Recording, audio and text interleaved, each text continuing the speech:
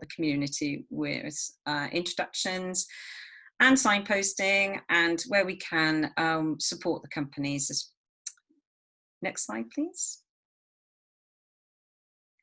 Okay, so purpose and priorities are, we have a set of priorities that are our main goals and our reason for being here. So out of those, recognition, we run an award, which obviously I think will have to be, is quite well known, but I think we might have to go digital this year.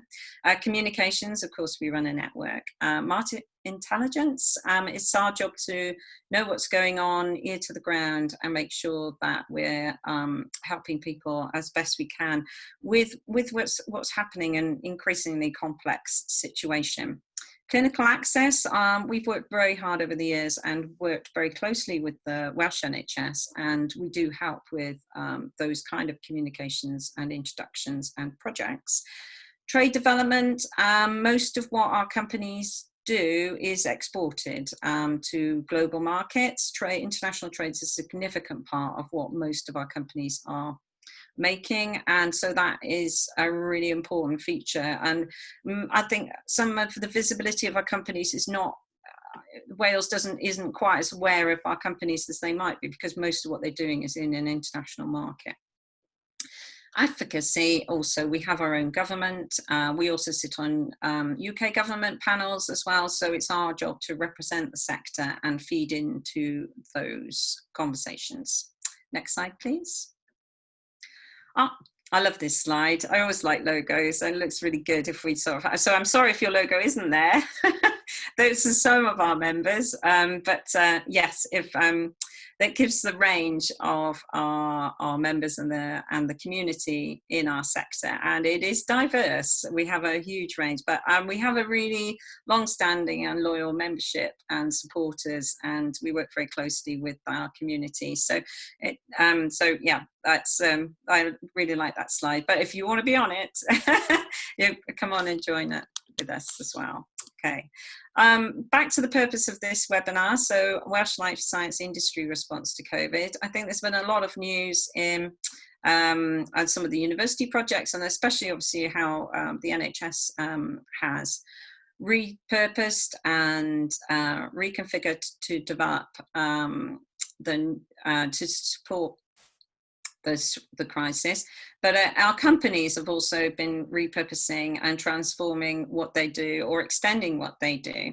So we've got, this is just a snapshot, so this isn't all of the companies involved, but diagnostics you can see with BBI, Ortho Clinical Diagnostics, our fourth, EKF, some of them are presenting today.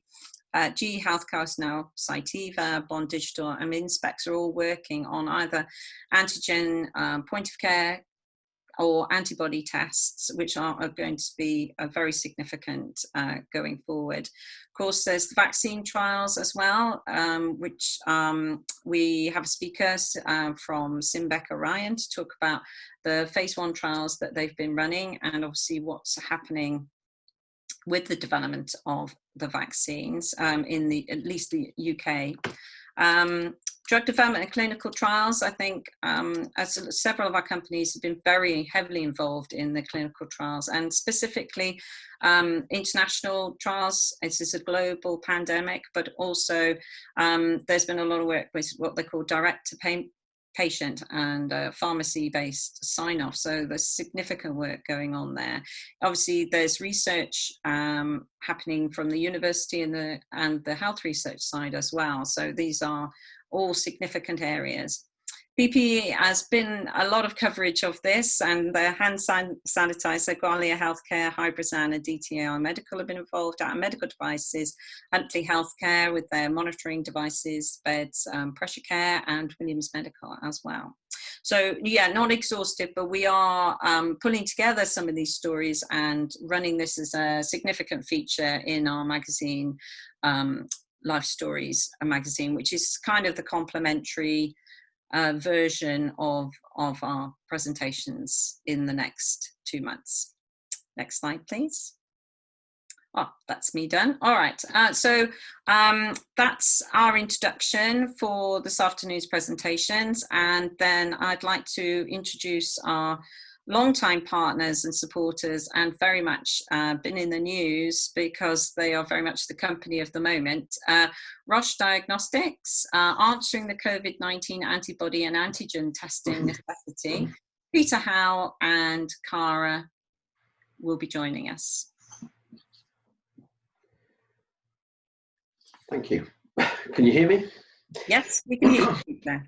I think Cara's here as well. I hope so anyway. Yeah, sorry. Good, good. Myself. Can we have the first slide, please, in that case? Give me 1 second. Aye, no problem. We'll introduce ourselves anyway, just for the people that don't know us. I'm Peter Howell. I'm the Customer Account Manager for Wales, working for Roche Diagnostics. And I'm Cara Livesey, and I'm the Centralised Solutions Specialist, and I cover Wales as well. Lovely. Next slide, please, Izzy. Thank you. Cara, do you want to start off? Yeah, of course. So, Thank you. So when we were looking at the presentation, we were looking at the differences between the two COVID-19 tests, and we actually found this that was proposed from the Welsh Government. So on March the 13th, we actually had FDA authorization of the emergency use of our Roche COV-2 test. And that was actually for the antigen test. So what you've heard in the news is known as the swab test. So this is a test which looks at if you actually have the virus. So this is done with a nasal pharyngeal or an orthopharyngeal swab sample. And then they're running our fully automated molecular systems. And the other test that we also have on the market is the antibody test. So this is our anti-SARS-CoV-2 serology assay. So this will actually see if you have the virus.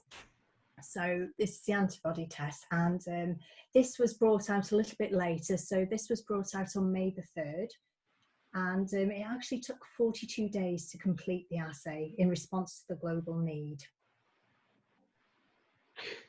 Just to put that into some context, normally a new assay to market would normally take probably 2-3 years potentially. So from first request to fit for market, we did this in 42 days. So that's a massive turnaround. And I know it was in response to a global pandemic, not just within Wales, but again, it just shows the kind of thing that companies like Roche, not just Roche, but companies like Roche can do in certain circumstances.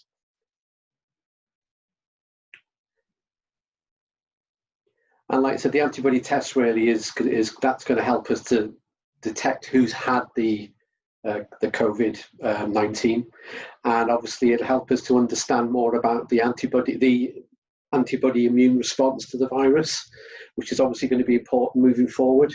And obviously it's going to be important with track and trace as well, which is a vital part of the screening process now. Next slide, please.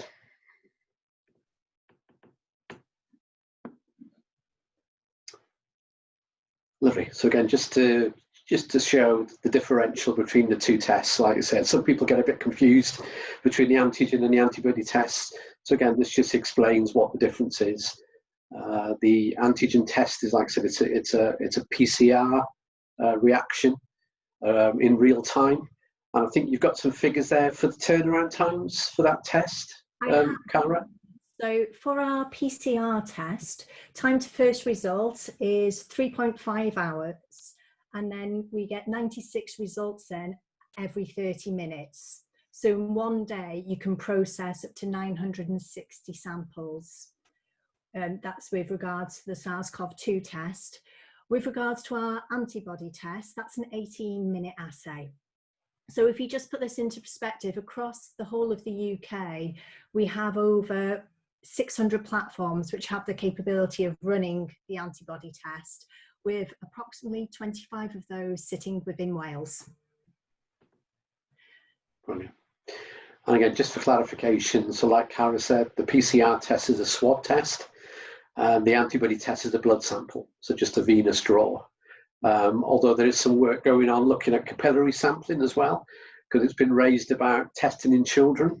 So again, if venous access is compromised, we're working on, well, it's already been released, and there's now been released the option to use it on capillary samples from finger stabs as well. So again, that's just to help with the rollout of the potential of the assay. Next slide, please. Again, this is pretty self-explanatory, I suppose, in a way. It just shows the sites where the Roche assays that we've just spoken about are being run in Wales. So like Cara said, the first test to market, the first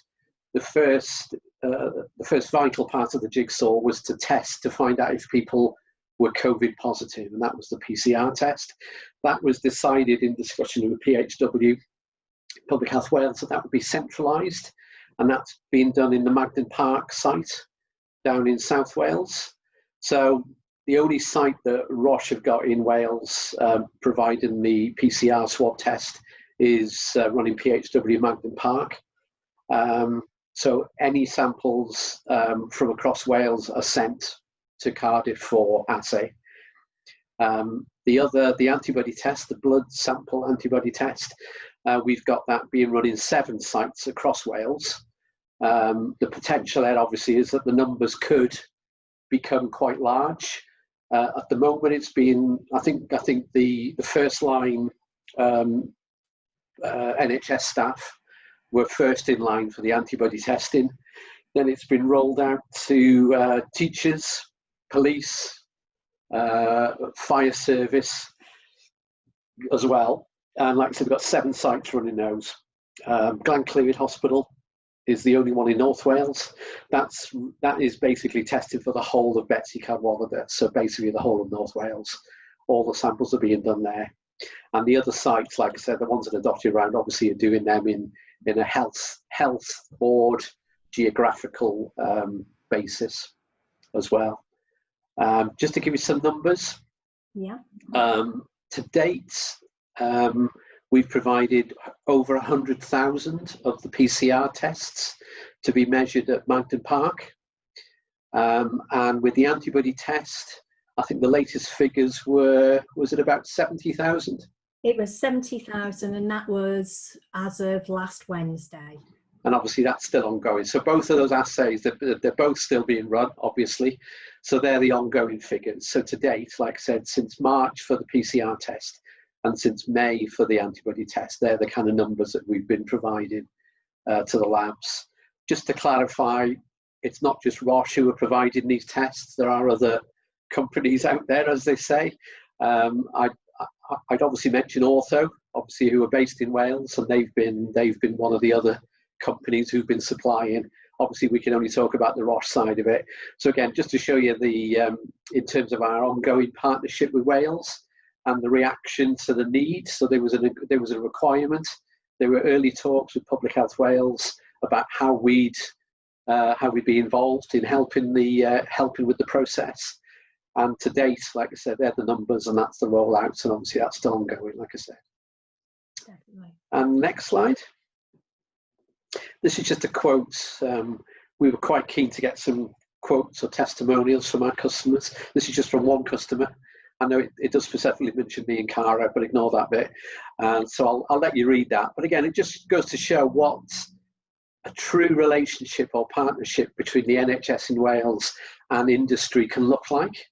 And again, in terms of response, again, how quickly we responded as a global company to a specific need. Again, it just goes to show what can be achieved.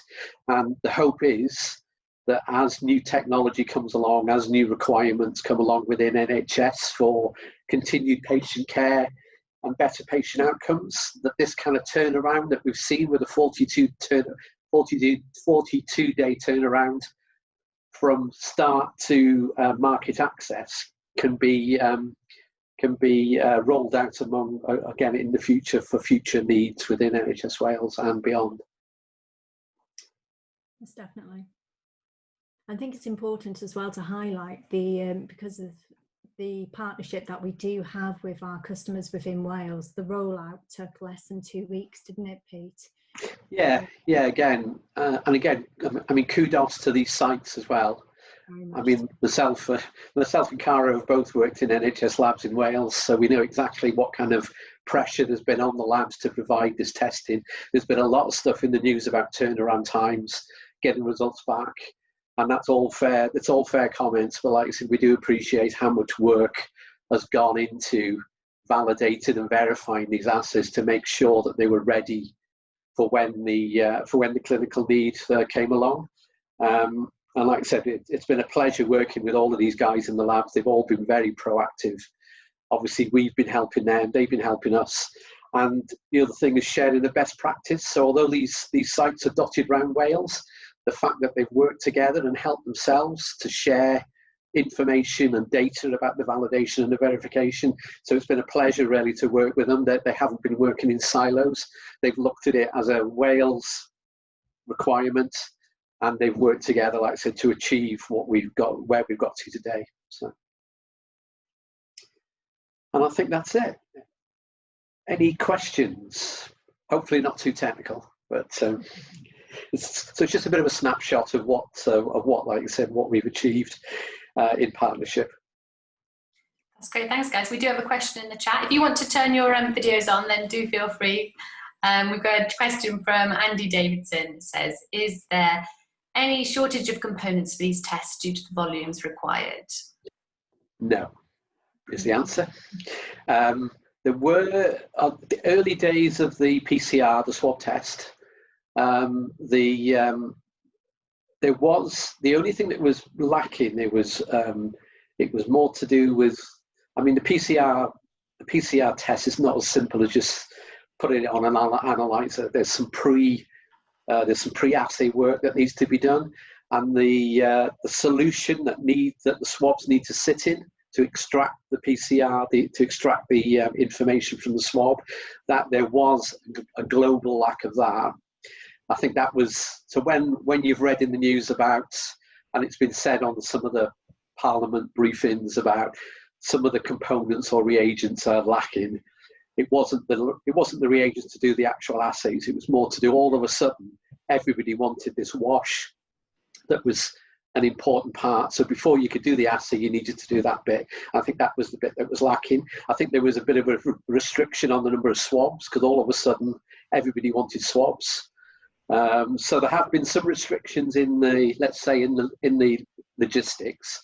But as far as we're concerned, and I'm sure all the other diagnostic companies would say, no, there's no shortage of any of the kits or any of the components to go in the kits.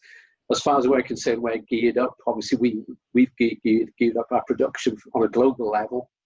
But to be fair, Wales have probably had more tests than they really should have had. If you just base it on a population-wide, we figured out that at one point PHW were getting 21% of the whole UK allocation. If that would have been based on purely on population, obviously it wouldn't be anywhere near 21%. So we've made sure that Wales have got their fair share, and to some extent more than they've actually needed, to make sure that they can provide the service. But good question, thank you.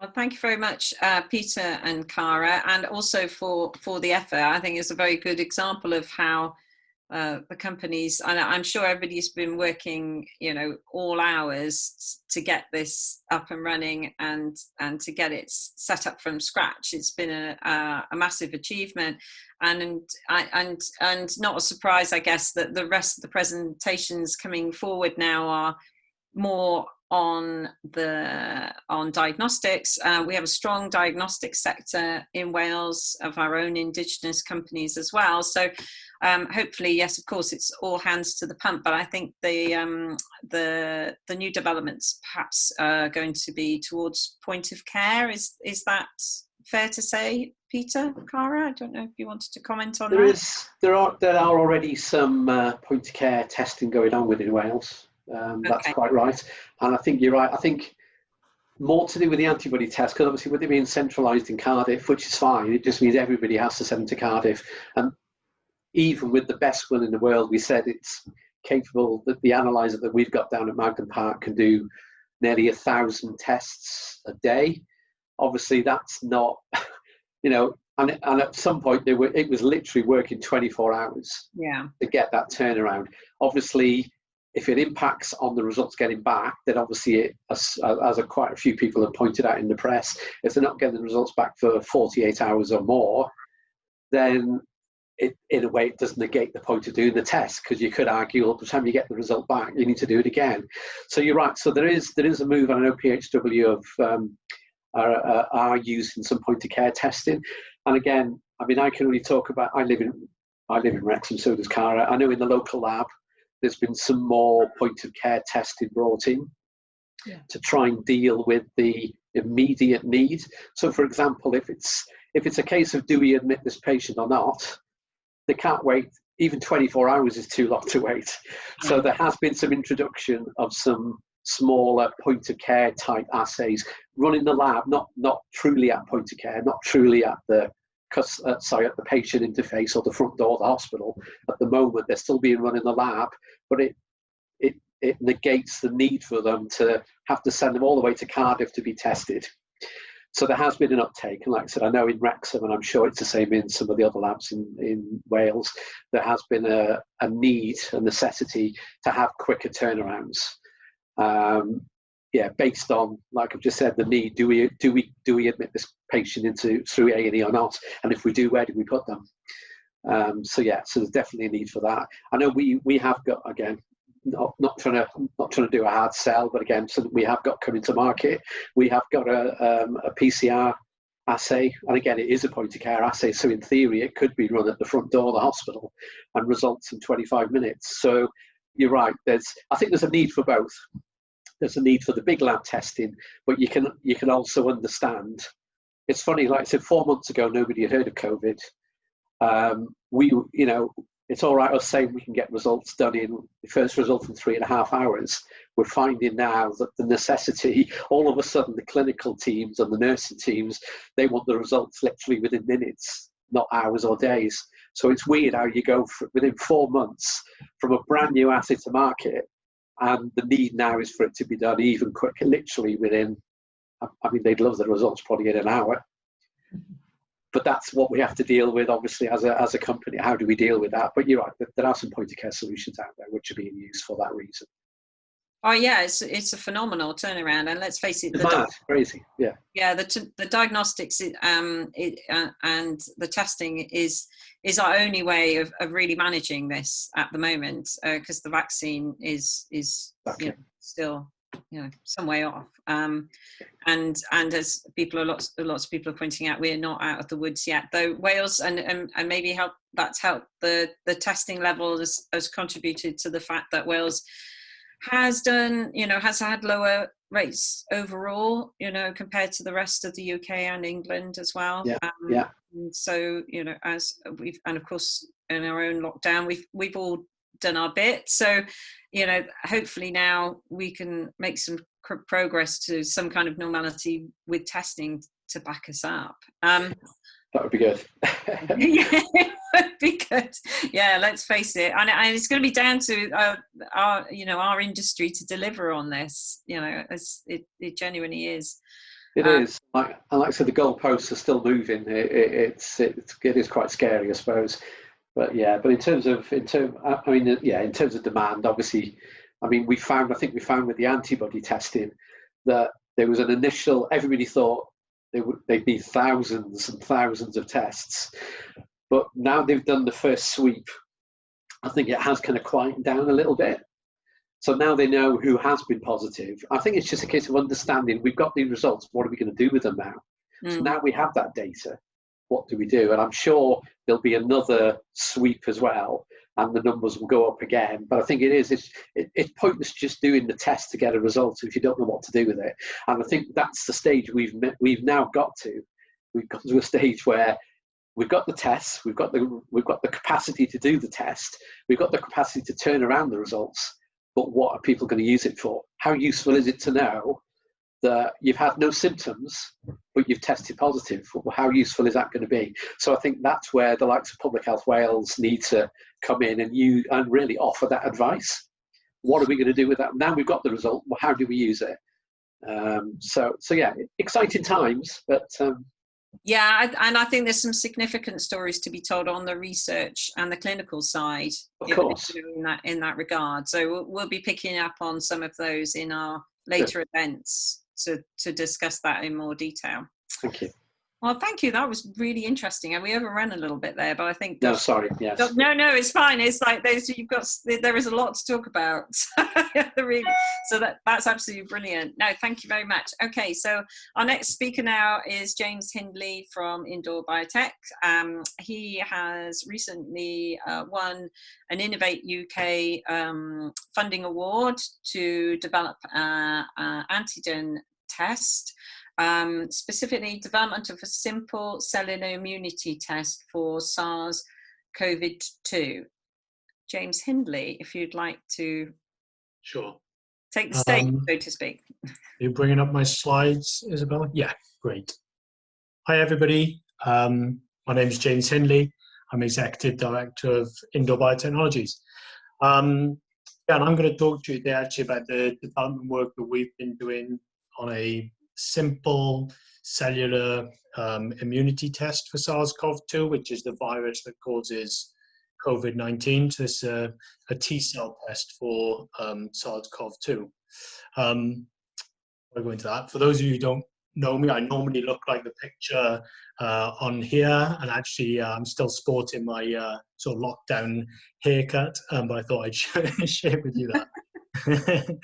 And the other thing to say on this slide is the work here has been funded, as Debbie mentioned, by Innovate UK, and we're really grateful to them actually for funding this work. Okay, next slide. So the first slide really is just to highlight to everybody that the immune system is a complex system, and it's actually made up of lots of different cells. Primarily, what we tend to do is split that into the innate immune system, the adaptive immune system. That's what this image shows. The adaptive immune system is the part that sort of it gives us some memory. That's the thing that remembers when we've had previous infections and helped us to fight off infections again. So that's why we end up focusing on those things. And you just heard, from the guys at Roche there about them using antibodies, which are part of the adaptive immune system, to tell if somebody's had the immune system, the virus, and their immune system has generated these antibodies to it. The other part of the adaptive immune system, which is also really important, is our T cells, and this image here just shows on the right-hand side then T cells that are also a very important part, and these into CD4 and CD8, but they're really important. On to the next slide then. And so right at the very outset really of when this was starting to be picked up, and the research community were looking at it, antibodies but also cells were very important in this. Sorry, a message just popped up. Reading the message.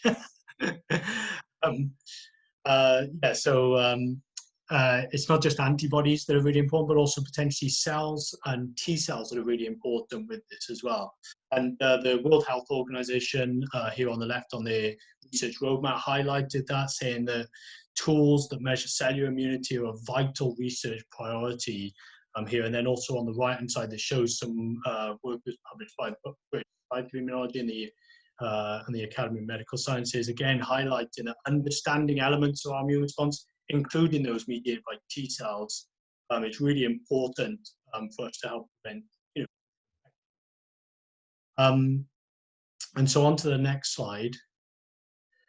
The challenge that we've got with that, though, is that measuring T cell responses is not as easy as antibodies. Is much more challenging part of the immune system measure. The standard methods for measuring T cells typically include flow cytometry and ELISpot. I've just listed here some of the sort of complexity almost with those approaches. Normally for flow cytometry and for ELISpot, we have to collect blood, we have to isolate a particular fraction called the PBMCs. we stimulate the cells then in the lab. And then for flow cytometry, we look at the cell surface, or we do some intracellular staining and analyze it on these more expensive pieces of equipment called flow cytometry, and have these complicated plots that need quite a lot of interpretation. The ELISpot as well is similar. You have to develop on very specific plates and analyze on an ELISpot plate reader, which is normally done in a very, sort of handful of labs, specific lab tests. This, a challenge. On to the next slide. And this just shows actually some of the very early data that came out, I think in April, a tweet from the Fertilitti lab, which got a lot of people excited at the time, because it demonstrated actually that you could measure T-cell responses to the SARS-CoV-2 virus. They were strong. This is using an ELISpot assay, and so COVID-19 patients have T-cell responses. However, this image also shows, that it's not particularly easy to interpret. This is primarily done by hand and then read on a computer by a specialist person. It doesn't really lend itself to being able to be done on thousands and thousands of people, as we were just hearing from Bosch, the way that you need to do these normally.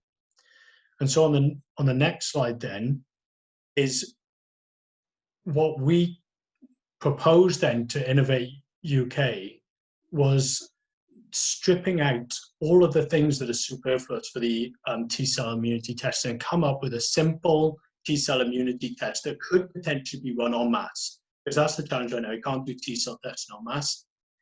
And so really the concept was to take away everything that may be unnecessary. We simply take the blood, transport it to the lab, stimulate it with the virus, the SARS-CoV-2 virus, and then analyze it using a very routine test used actually for things like antibody testing, an ELISA, to analyze cytokine production, which is a way that we can then run this in many different labs in a standardized way.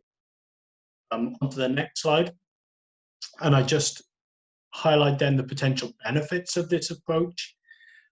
With flow cytometry with ELISpot, it's difficult to standardize that approach. It's difficult to compare when one lab runs it to another lab. How do we compare that? If you imagine in vaccine trials when you've got different people doing tests, how do you compare that? Whereas this approach, it test, this simple cellular immunity test, it is readily able to be standardized, and you can compare one lab to another. As I've mentioned, the flow cytometry ELISpot type tests are laborious procedures. They need specialist knowledge and equipment normally to run that. Whereas this simple approach is a high throughput approach. It just uses common laboratory equipment. And then the other main benefit is the flow cytometry approach. Normally we isolate these PBMCs from the blood, whereas with the skin, we can do it in whole blood. The next slide. The project plan, the thing that Innovate UK have funded so far, was the initial feasibility experiments. We've been running this for a few weeks now, and we're pleased to say that the feasibility experiments have demonstrated that even by stripping out a lot of the things that are not necessary, we can get the test.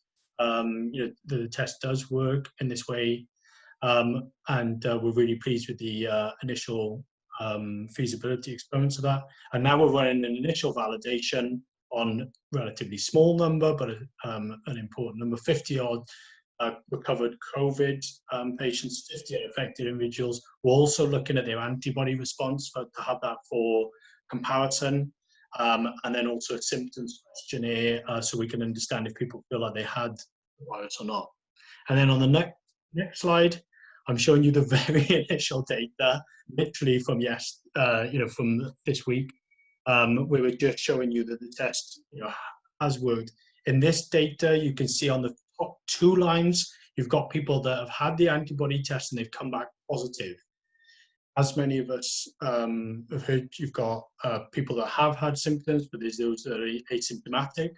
And our test has shown 100% agreement with the antibody test in that case. We've also then got on the bottom two rows people that come back negative with the antibody test, but we are seeing some positive immune responses or T-cell responses in our test, some of which actually have had COVID symptoms. And in fact, the two people that came up here lived with people that had COVID and were very surprised that they didn't have antibody responses. And so, that's quite interesting to see that. And similarly, there's some people at the very bottom there that have no COVID symptoms, negative on the antibody test, but we've seen some of them coming up positive on the T-cell. it suggested maybe there's some T-cell immunity there. So that's early data. Next slide then shows what's been happening sort of alongside this. Actually, 2 news stories, that are featured heavily actually throughout the news, bringing T cells really to the fore.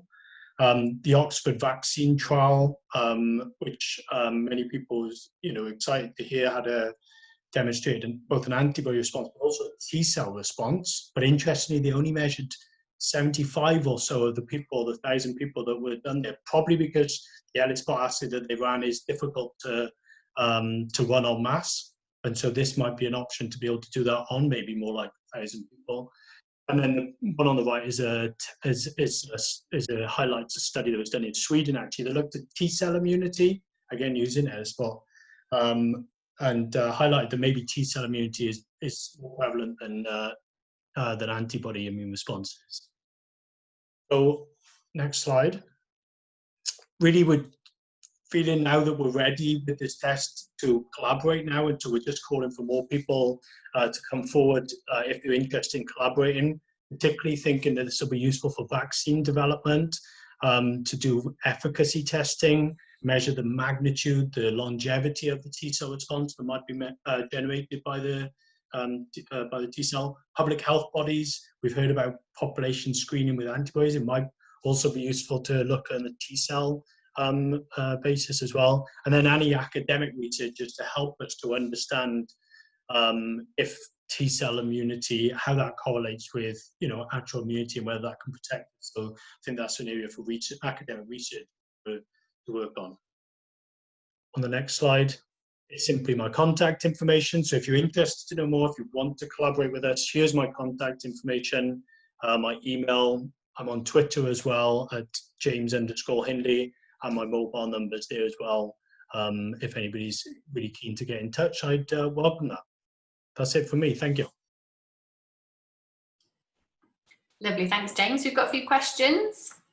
So first up, how easy will the regulatory approvals be? Will it be different to your requirements?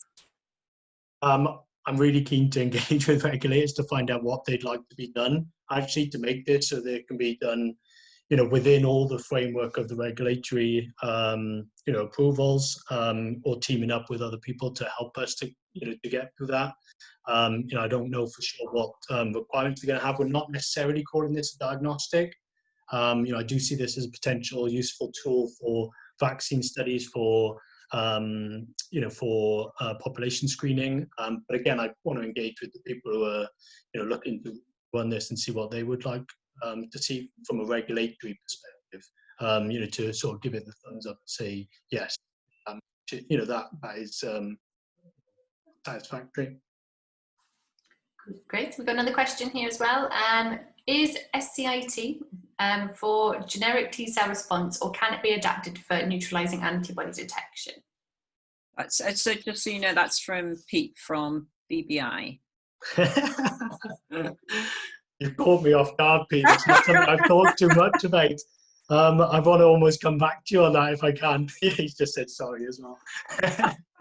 This is a difficult question. We were planning on so we're collaborating with Cardiff University on this as well, and we were hoping to do tests alongside neutralizing antibody experiments, so we can try to understand antibody immunity, T-cell immunity, neutralizing antibodies. Can we build up a nice overview of immunity, to the virus, and understand what that means? And obviously then you need longitudinal studies to understand if that genuinely protects people. But we do see this as a potential tool to enable, those experiments to be done. Whether that can be combined in some way, I don't know, actually. I would like to think that through a little bit, and maybe we can follow up offline.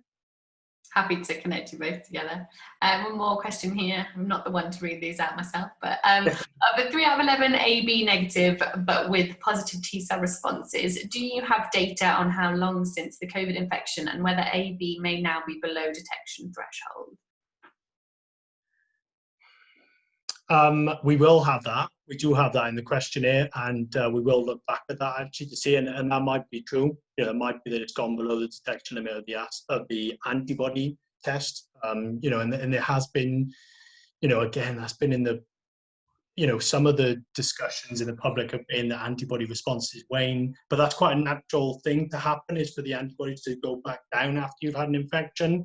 And I don't know enough about the lower limits of detection for the antibody test to know, where that is. But yeah, that could be the case. I think that's where the questionnaire as well come in quite useful, actually, when they had the infections. Okay, some quite technical questions there, but obviously if we want to follow up, we can obviously make some introductions. And I know you know Pete already, obviously, but in as sort of for in terms of your call for collaboration and working with other partners, especially around the vaccination trial development, I think that's a really good one, and hopefully we can help promote that for you. Yeah, it's a simple test. It can be run in many labs. That's the benefit of it, rather than having to do specialized labs, running T-cell assays. So yeah, open. It's brilliant. It's a really good story. Local SME, small company, and a really good example of how our sort of local community is collaborating and responding and working together. And I think that's the message that we really want to try and get out, because that means security in terms of supply, for our own community. It means, and it's also the strength of our industry. So I think there's lots of good messages there. Oh, thank you very much, James. That was excellent. That was brilliant. We've had a sort of a little bit of a last minute cancellation, so I think that's possibly some small unexpected emergency. So we're going to go straight on now to Bond Digital Health. Those are neighbours when we were actually in the office in the Maltings, and a long time friends. Bond Digital Health, beyond testing COVID-19 and the value of data, Victoria. So digital health side to the testing now. Absolutely. Hello, everybody. I hope you can see my screen here as well. Let me know if that's okay. Yeah. Good. Thanks, Izzy. Thanks, Debbie. We're really happy to be here. My name is Victoria Agva. I'm the marketing manager at Bond Digital Health. And as you can probably tell from my accent, I'm not British, I'm Bulgarian.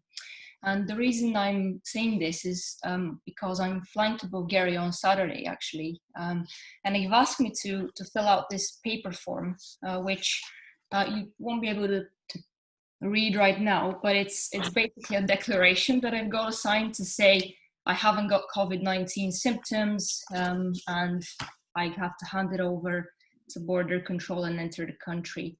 And this is what we have to work with, and it's the 21st century. So, and I think there's a better way of doing it. And what I want to share with you is some of the work we're doing that's changing that in a positive way. And I'll talk you through it now. If there are any questions, please message us or in the chat, and we can discuss afterwards.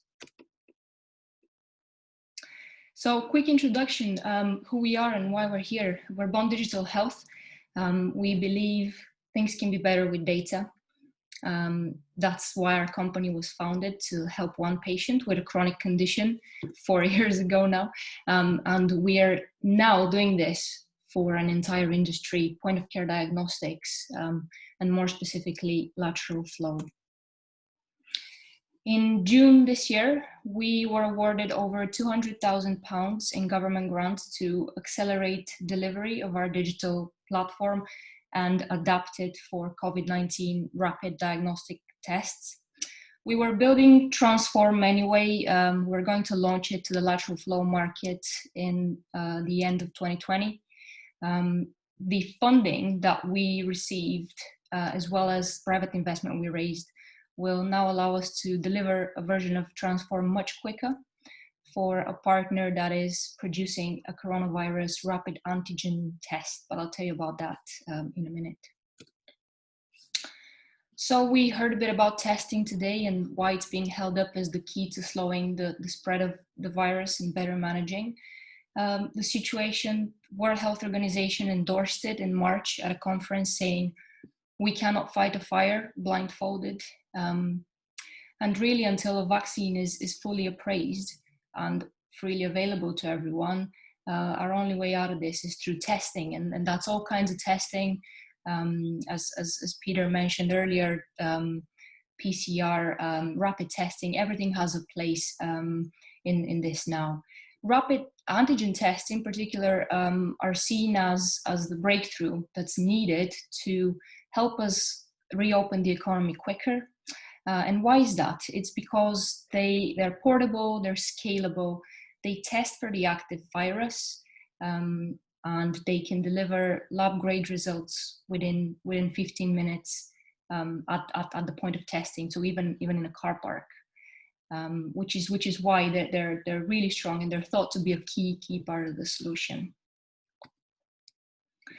And testing is great, but we want to take it to the next level. So we talked about data in the beginning of the webinar. We have to capture this data because without capturing it, it's like testing blind. We don't have the full picture. We don't have a full understanding of what's going on. In an interconnected world where 5G and connectivity are almost in every physical object around us, we would be wise to take advantage of that and bring it into diagnostic devices. We need to be able to capture data from all these tests from the field and store it in a central database that relevant stakeholders can access. Only then we have a real chance of controlling the disease in real time and deploying resources fast and effectively. And digital platforms offer a way of doing that. So this is exactly what we do.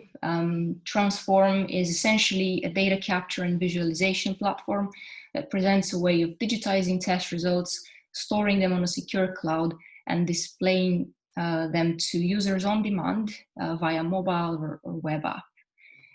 So the Transform app is the user interface, and it also facilitates data transfer to the cloud.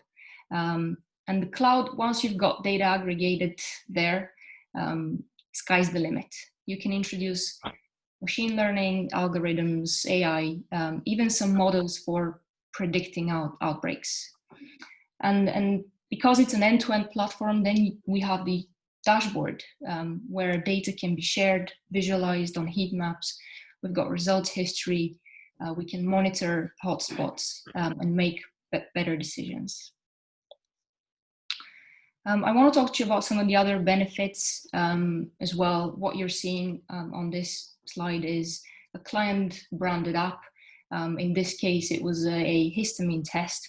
And we've got instructions for use built in there, which means that there's less human and error and data entry errors. And this is incredibly valuable because instructions for use are a regulatory obligation with medical diagnostic devices. So then we've got instant feedback. We can see the results history and the result, whether it's positive, negative. Now imagine going back to my situation with my paper form. Showing something like this is incredibly powerful, assuming the integrity of the test and the validity. People trust digital technology. And with antigen tests, it's really key because we simply can't do it, with lab tests that take more, 2 to 4 hours to result.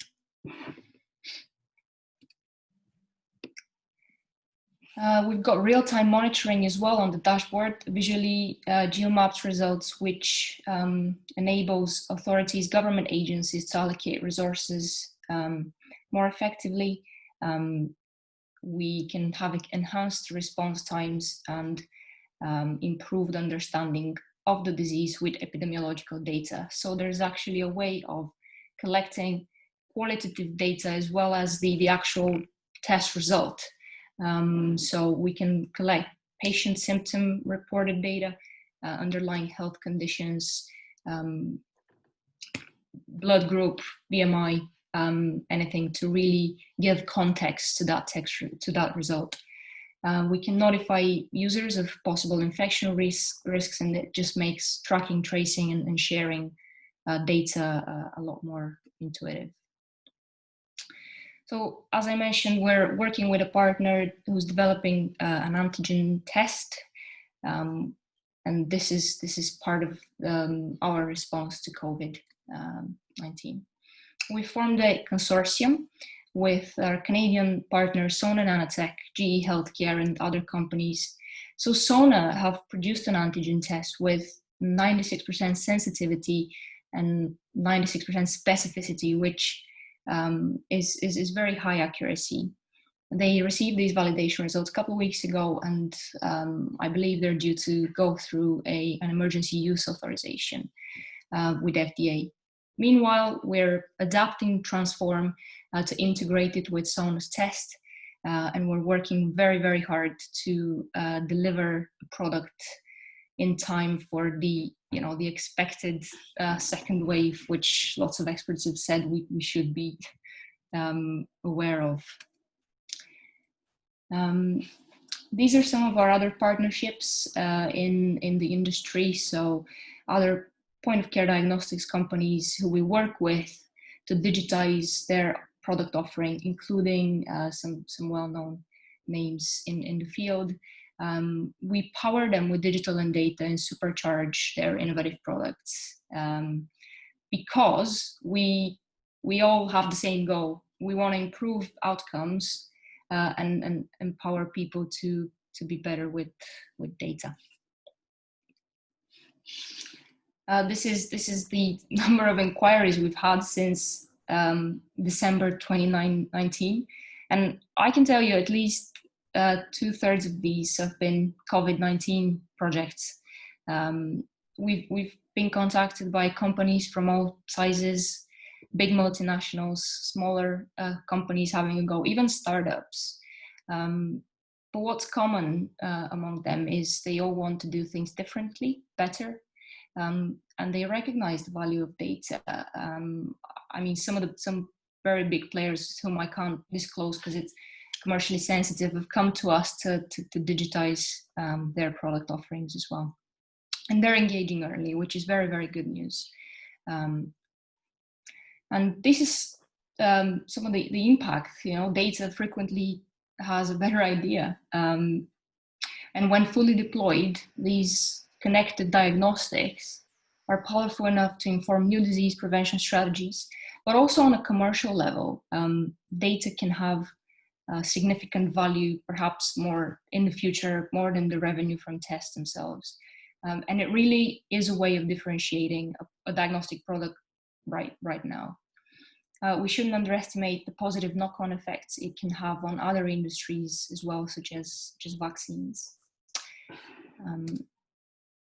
Transform, as I mentioned, is transferable to any point-of-care diagnostic test, and that's in any domain, whether it's animal health, everything that this point-of-care diagnostics umbrella covers, and the lateral flow umbrella covers.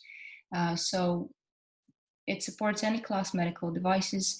It's compliant with all the relevant standards internationally, as well as some software development processes, data privacy and security compliance with HIPAA and GDPR, and it meets and exceeds design control requirements in both US, EU, and other global markets.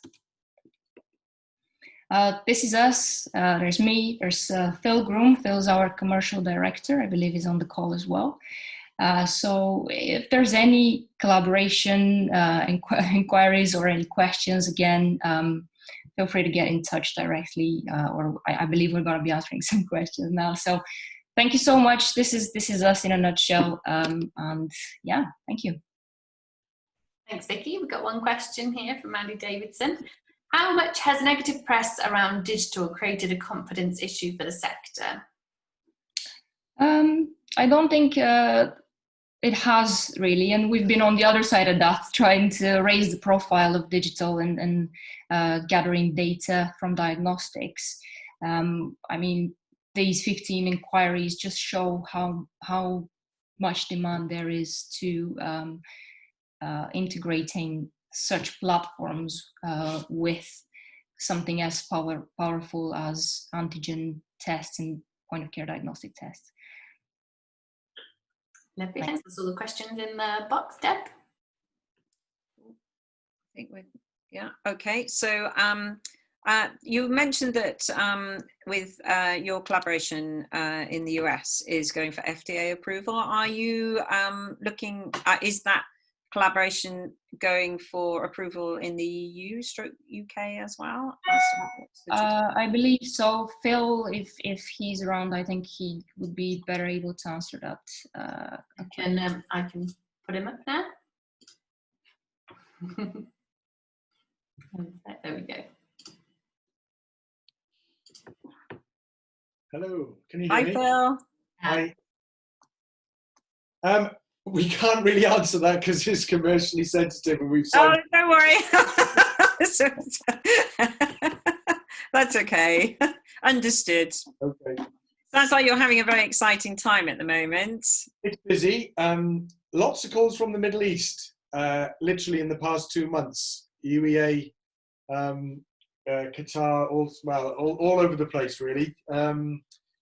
Yeah, so very, very busy. But we're open to work with anybody. And I think Vicky mentioned, we would like to thank Roche for everything that they've done.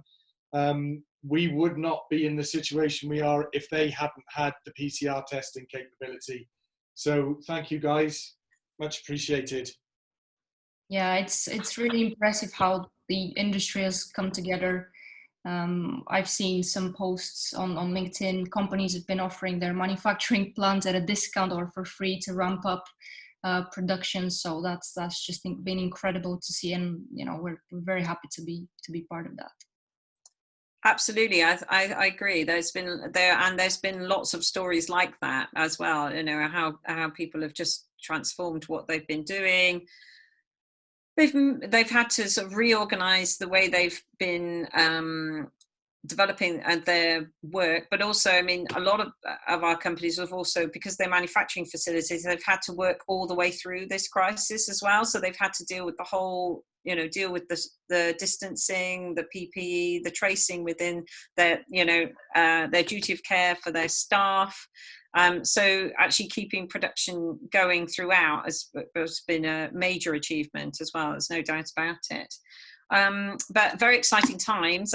Another local SME that's really very much at the forefront of delivering a solution that helps us to deal with this. So it's really all the best for everybody. These are great presentations, and I think we've got.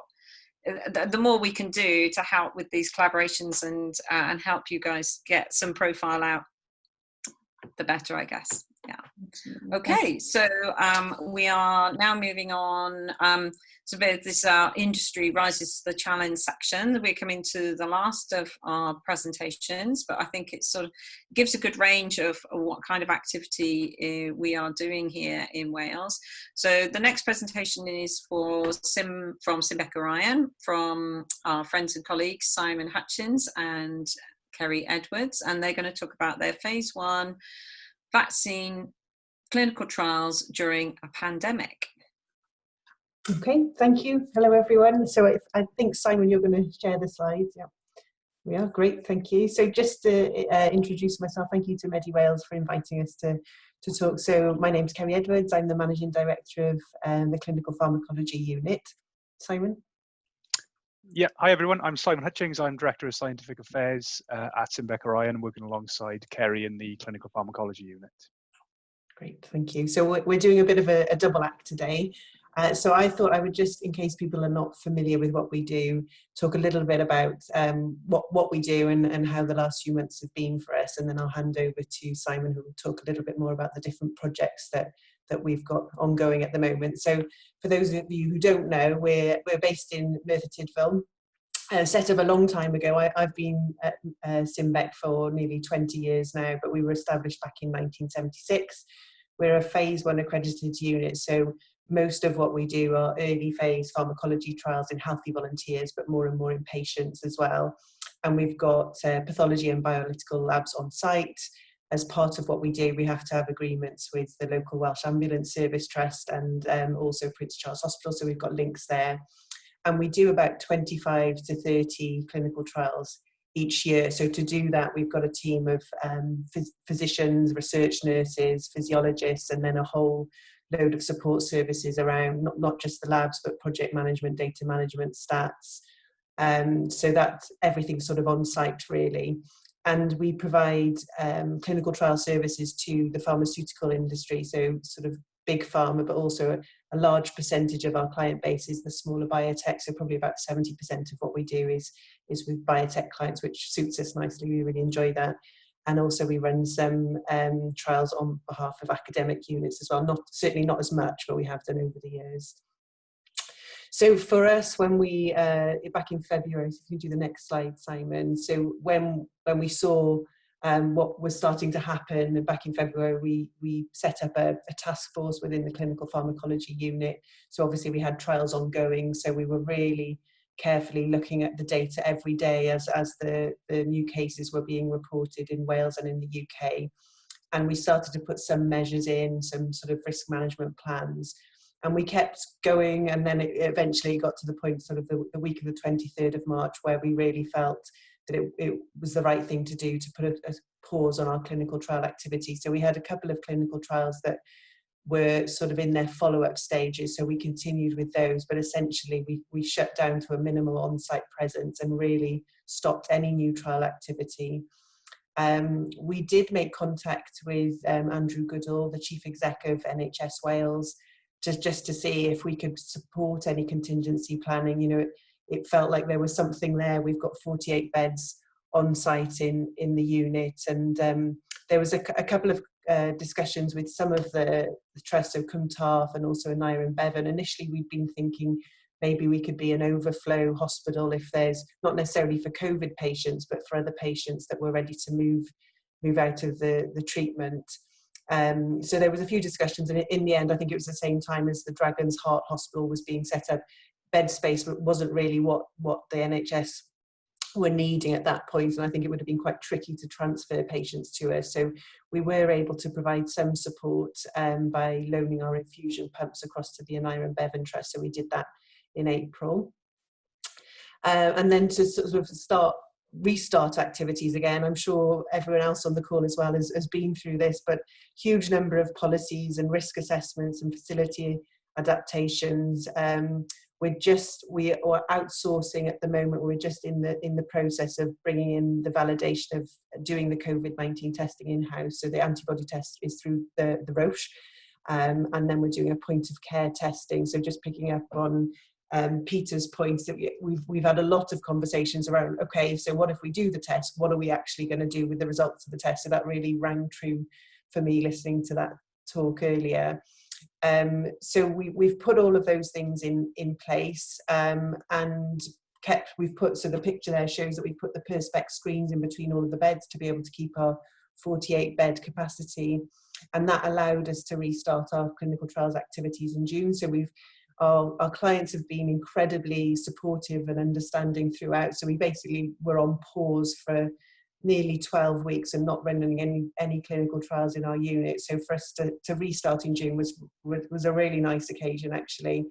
And we're very much now in this sort of monitoring phase, making sure that those risk assessments and the policies are working. So that's getting feedback from obviously our staff, but also the trial volunteers that are coming on site. We're actively seeking their feedback on how things are. So that's been the last few months for us, and I'm going to hand over to Simon now to talk about what we're doing moving forward.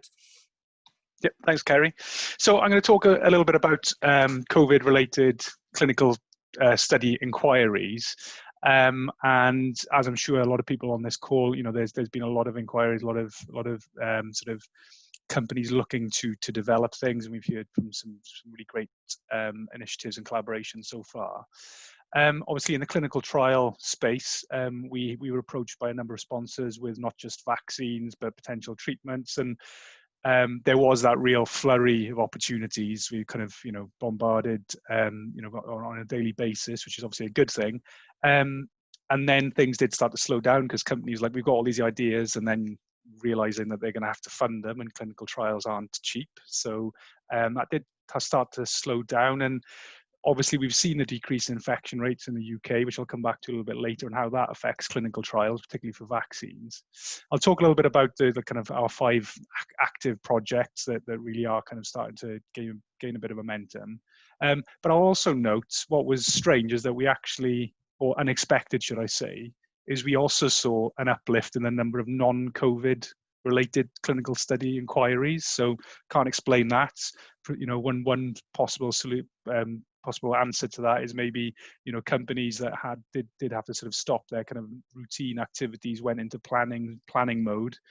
So we had a lot of inquiries for non-COVID related studies. So after that initial very strange period in sort of March, as Kerry said, as I'm sure a lot of you found, things certainly did start to kind of pick up pace sort of in April, May then.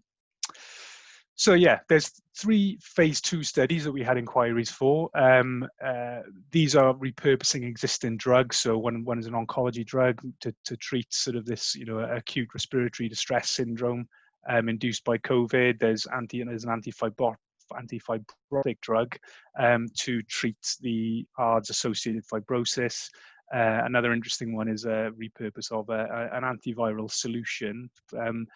And this was, rather than sort of treating patients directly, this was actually in a dental environment where, you know, and as I'm sure many of you know, the dental industry has been hit really hard because it's been very difficult to kind of justify, you can't have socially distanced dental appointments. It's been emergency treatments only, really. So that's a sector that's been really, really badly hit. And there's one company that's kind of looking at this sort of antiviral mouthwash, which could, you know, really mitigate a lot of the risk associated with a routine dental appointment.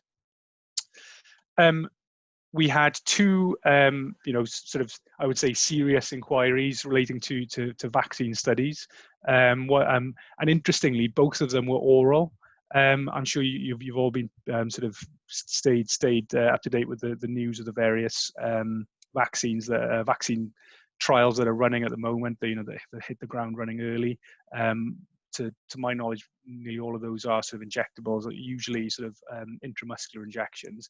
But we've had 2 inquiries for oral vaccine studies, and these again could be potential game changers because they wouldn't need you know, vaccination via a nurse or a healthcare professional. You know, they really are looking at kind of sending this out in the post type vaccination, which would obviously be a real big game changer, as I've said. So I'll just, as a case study, I'll use one of the vaccine studies to talk a little bit more about how we're approaching it. And again, it's fairly standard in terms of how you develop a vaccine, whether or not it's for COVID or for another indication. The big difference here is obviously the timescales, as we mentioned before, in terms of getting assays set up, getting clinical trials set up. You know, it's really been impressive the way you know, right across the life science sector, things have moved really, really quickly. So the study I'm going to talk about, as I said, it's an oral vaccine. It's actually the adenovirus, which has a DNA vector for the SARS-CoV-2 spike protein. And this is a combined phase 1, phase 2 trial design. So part A, the first part, is your sort of traditional first into human study, where the objectives are mainly, first thing, is it safe?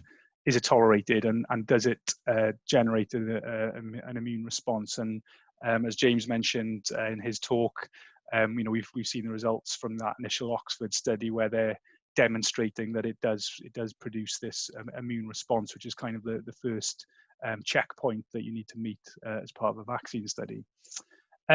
Obviously, the other endpoints then being sort of safety, as I said, this immunoglobulins A and G, and as James mentioned, you know, the importance of a T cell response. And I just note, so first of all, thanks to Debbie for introducing me to James via email, and I guess a demonstration of how MediWales works and how it's successful.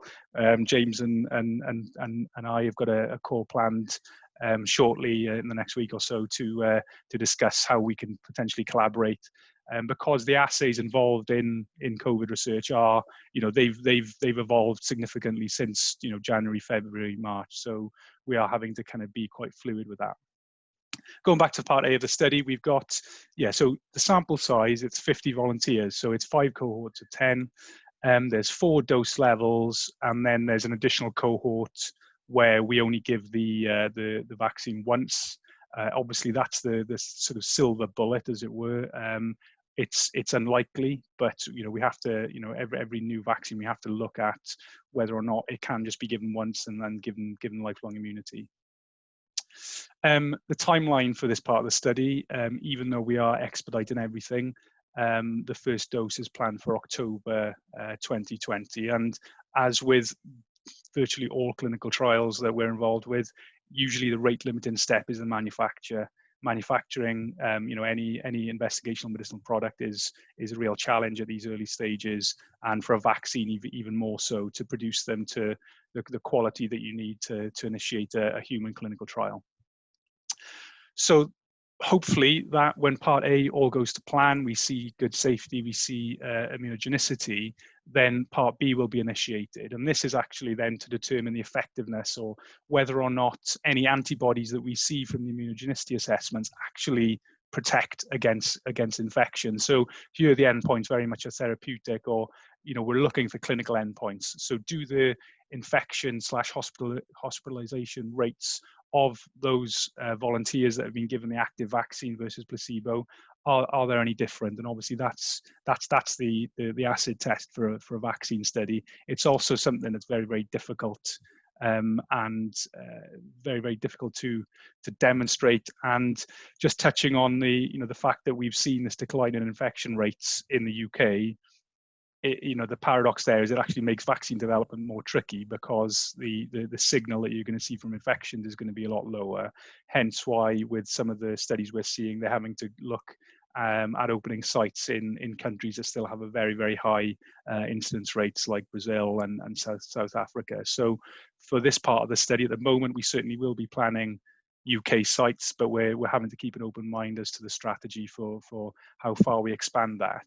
And again, on that note, when we look at the sample size, if we were in the midst of the pandemic and the infection rates were right at their peak, then you actually need less numbers, or fewer numbers of volunteers to take part than if they're lower infection rates. But it could be, at the moment, it could be anywhere between 250 to 2,000, 3,000, 4,000. It really does depend on the data at the time that we initiate that study. The target population, instead of just being healthy volunteers, what we can try and do is target at-risk volunteers. So one thing we'll be looking at when we initiate that side of the study is to try and proactively recruit NHS staff and any other healthcare workers that would be considered, at higher risk than the general population. So those that are, actively in contact with COVID positive patients on a regular basis. We'll choose the dose for part A based on what we see from the dose for part B based on what we see from part A. And usually we don't just choose the highest dose, we choose the highest dose that we see the maximum immunogenic response. And if we see that maximum immunogenic response at dose level 2 out of 4, then we won't need to look at a higher dose level sort of 3 and 4, so to speak. Just the last couple of points here. The regulatory and sort of operational considerations of running clinical trials in general it's a very, very highly regulated area, as I'm sure you know. One thing that we've seen is the MHRA have been really fantastic in terms of how they've approached it, and I'm sure you would have seen in the news that the original Oxford vaccine study was approved within a matter of days. The reason that they've had that kind of formal approval in a matter of days is because the MHRA have offered this rolling review of all our study data, which is not normally possible. Normally you spend a lot of time producing your clinical trial package and you submit it as one sort of discrete application to the MHRA, and then they review that. Whereas for COVID-related studies, they've agreed to have these rolling reviews, so it really does feel a lot more like a collaboration, and they're providing input and really guiding us and our client to build the best possible clinical trial. The same goes for the Research Ethics Committee. They accommodated an ad hoc meeting. They sort of met, especially just to review our clinical trial protocol. And some other considerations here, because this is a this vaccine in particular is a genetically modified product, then we have to do what's called a contained use notification to the health and safety executives to sort of identify any risks and how we mitigate those risks of releasing a genetically modified product into humans and into a sort of a local environment there. So I'll just finish off mentioning about our collaboration with not just the NHS, our research networks. What we've seen is a real demand, as I said, not just inquiries from clients and companies developing vaccines and treatments, but we've had some really good discussions with NHS and also Health and Care Research Wales, and then some of you may be aware of Respiratory Innovation Wales, which is another sort of a government-funded organisation that's obviously relevant in the COVID environment. And we've discussed both how, you know, it's a true two-way collaboration there. How can we help the NHS and those bodies, you know, conduct their research? As you can imagine, and as I'm sure some of you have heard, you know, general clinical research. So for instance, in, you know, diabetes or oncology, a lot of that's been sort of put on hold. So there's a lot of non-COVID clinical research that has just been shelved since February, and that's something that we're really looking to see if we can help, you know, take on that non-COVID related research and provide the resource that we've got available then in things like providing research staff, laboratory facilities, investigational medicinal product management. So we've got our own on-site pharmacy. So all these activities that would be that are normally taking place in the various sort of NHS and academic research centres have generally been put on hold.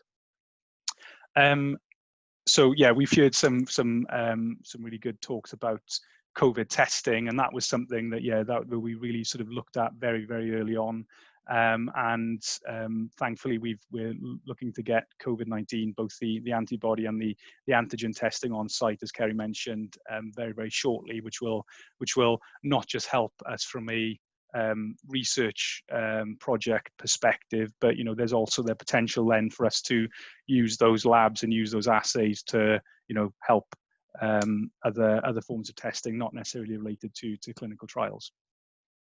One area that we always, it's always a real challenge when we're doing early phase research, particularly, is the recruitment of patient volunteers. So this is where we really do rely on our collaboration with the NHS and public sector bodies to really help us engage with clinicians and patients and sort of help them understand how phase 1 studies work. And we're seeing some real traction with that, so that we're seeing really, really good interest from patients. And lastly, we've, you know, collaboration with the NHS and the public, you know, public organisations has been something that we've really, you know, we've been open to for, you know, virtually all our existence. But it is hard, it's difficult, and it's not through lack of sort of desire and lack of agreement. And you speak to people, you know, we're talking about really large organizations, and particularly when you're talking about clinical research, you know, in patients, in volunteers, there are so many kind of governance, you know, hurdles and aspects to consider. So what's been really nice with the COVID situation is that it's meant that all parties are really kind of having to think outside the box and take that quite a sort of fluid approach to how we can collaborate. So there's certainly been some positives that have come out of this. So I'll stop there, but yeah, be very happy to answer any questions.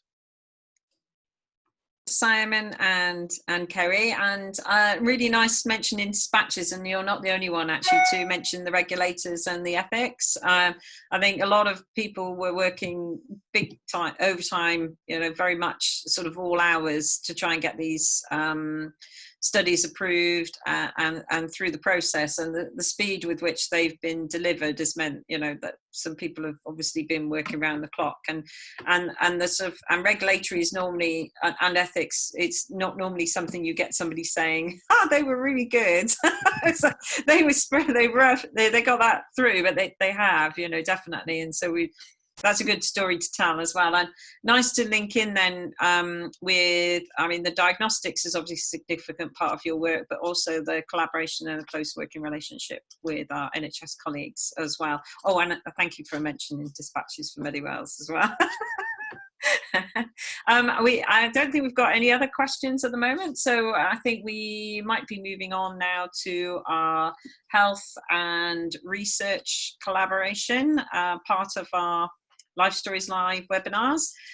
Just to mention that we'll be picking up on those sections in more detail in our dedicated events in September. So we'll be working on the programme for that in the next few weeks. So if you know of some presentations or some really good stories that you'd like to have included in and featured in those events, please let us know. So from the Bevan Commission, thank you very much. Helen Howson will be talking about securing innovation adoption and spread beyond the curve. Helen. Thank you very much. Just listening to everything everybody else has said, it begs the question, what did we all do pre-COVID? Lots happening since, but and I think I'd like to just introduce the Commission first of all. If you can have the first slide, please.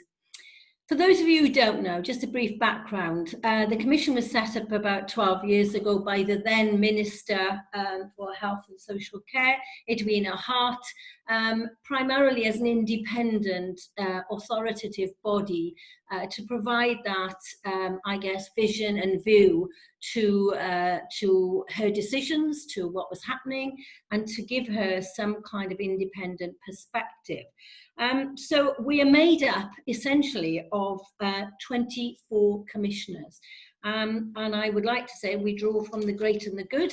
They come from all over the UK, not just Wales, they come from also globally, including people. It's chaired by Professor Samantha Aylward. We have people like Professor Don Berwick. We have Trevor Jones, we have Lieutenant General Louis Lillyward, who is the Surgeon General for the Armed Forces. We have Baroness Laura Finlay, we have Dame Sue Billy, we have Sir Paul Williams, and so the list goes on. What we have got is a range not only of the great and the good, but we have a range of perspectives from industry, from health, from academia, and from, if you like, closer to the patient base. The idea behind this is that the Bevan Commission really is, and they give their time freely. I think that's the other important thing to remember. These guys are so committed to health and care and to ensuring that we have a sustainable health and care system that is fit for the future, that really conforms to the core NRM Bevan principles. And what we do, we really are about making sure that we are looking to the future, not that we are looking backwards. Because to be sustainable, to be fit for the future, you have to be innovative, creative, and you have to move with the times. And these are the guys that help us do that thinking. Can I have the next slide, please? So what do? We do provide that expert advice and guidance. And some of you may remember one of our core pieces around prudent health and care, which which obviously influenced Welsh health policy at the time, but clearly is seen as, based on its 4 principles, as still underpinning the whole ethos and basis for where Wales needs to go in that place. And in fact, we're about to produce a key document that looks at prudent in the context of COVID. And it's very interesting. They are even more relevant now than they, I think they, reflecting on some of those issues there. I think I better start my video. Apologies for that. We've just seen it. So what do we do? So that was one of our preliminary, we inform, we advise policy and practice, we set out our own agenda, we determine our own perspectives, and of course we respond to things as and when they evolve. Like everybody else, we had to turn around and respond to COVID. So whilst we had plans of what we were wanting to look at, we put in place very rapidly an agenda which looked at a COVID-19 plan. And in there we contained, there were 2 component parts to that. The first part was the COVID intelligence series, which looked at the here and now. What were we seeing and evolving? What was our take on all that? We produced papers, for instance, which looked at the context of data early on in the program. We provided overviews on the situation at the time. We looked at how and in what ways we could inform that through a whole series of opinion pieces, using the experts that we had. So we produced over 20 opinion pieces. All of these are available on our website, on our COVID-19 site.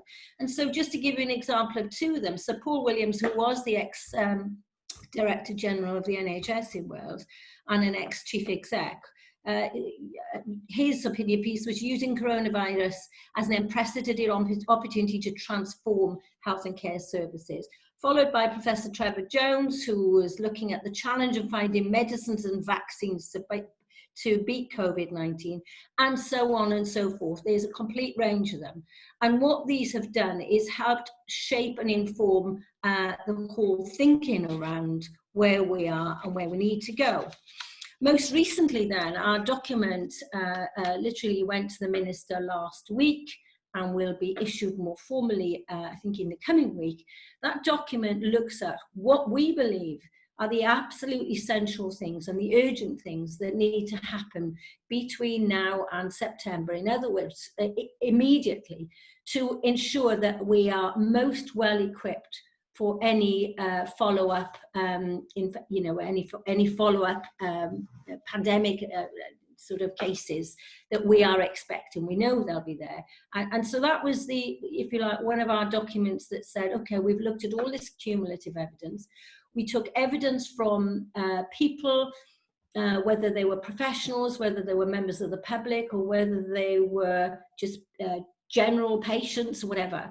We followed through once a month with a number of key questions from April, May and June, and we asked people across our networks, what is it with a real, what is it that really didn't work so well?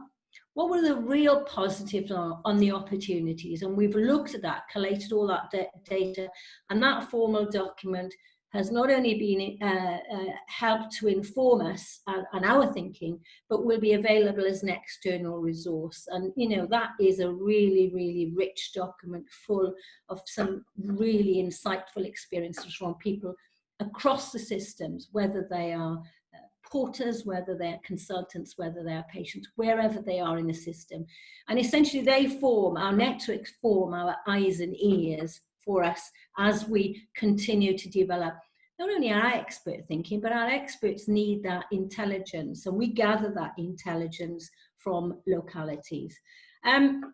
Just to let you know, our next major piece of work is around In Place of Fear. Some of you may be aware of the Aneurin Bevan's document, In Place of Fear, but we're using the context slightly differently, Forging a Better Future. And that will look at what do we think are the really key essential things that need to fundamentally change over the next 5 years or so, looking at what we've learned from COVID and through COVID. So next slide, please. We obviously apply and share our learning internationally. We draw from information internationally. So just recently we had Don Berwick presenting his information and his insight from the work in the US. And you might say, why do we need to look at work and insights from the US? But very interesting insights, and we're looking at work around some of the moral determinants for health. But also from, and you'll see there, Lieutenant General Louis Lillywhite, who I said is the Director General of the Armed Forces, or was, he's retired now. But essentially, he undertakes a number of roles with WHO and wider afield, and therefore we use their thinking and their analysis, their international analysis, to inform our work. But we also inform others through our work, and we have worked, shared our experiences most recently in New Zealand and Australia, and we're also looking at where we work with other countries as well. So it's really important that we're not only inward looking, we're outward looking in a whole range of ways. So if we move on to the next slide then, We got to a stage about 5 years ago, or I got to a stage about 5 years ago, where quite clearly there's only so much you can influence policy and through papers and publications and through thought pieces and whatever. And we really very much recognize that if we wanted to really change things, we want to also engage people in the system and people who use the system. And we created what we called the Bevan Innovators. People who have got some really good ideas, but perhaps weren't able to put them into practice. And so we developed 3 categories here. The Bevan Exemplars, some of you may know of, I'll come back to that in a moment. Our Bevan Advocates are just members of the public who are generally passionate about health and care and want to make a difference. And we use their informal networks and insights to inform us as well. And our Bevan Fellows, who have a slightly more developed research brief and leadership brief. It's interesting. So what we set out to do was say, have you got a good idea? In that case, was it prudent? Was it prudent? And can you do it, by the way, in 12 months? Well, we are 5 years down the road. We've learned a huge amount from our 5 years of great ideas, innovations, and, you know, quite honestly, real commitment and enthusiasm that that gets lost in the system. And but I think we have seen it more recently exposed, or be able to be exposed. And I think that's what we do. We enable people to come up with their ideas. We support them through a program of mentoring through our mentors, support through training and additional insights, and we obviously use them as a network amongst themselves that they can learn from each other. Interesting, our most recent, we've evaluated each year. We've got about approximately between 40 and 50 people each cohort. And we have consistently achieved an 80% success rate. Now, I can tell you that, A, when we started, we didn't really know what we were doing. B, we weren't sure whether or not it was going to be in any way effective. And C, we were very surprised when we had that as our first feedback. We have consistently had this 80% success rate, which surprised us all, still continues to surprise us, based on the, if you like, international evidence that the international evidence suggests it's in the region of 30 to 40%. So, hey, we realise we're onto something, and we are obviously going to be developing that even further as we speak. And just to let you know that we're about to put out a call literally next week for a fast track, no surprises here, fast track COVID and COVID related call that we will be looking to speed up the rate of turnaround of some of the ideas that are still bubbling, if you like, and we want to see them turned around in the next 6 months. So it'll be a process of, I guess, supporting over a 6 month period. But we're really keen to look at and support people out there with still some great ideas. We also have set up, alongside our Bevan exemplars, our Bevan Health Tech exemplars.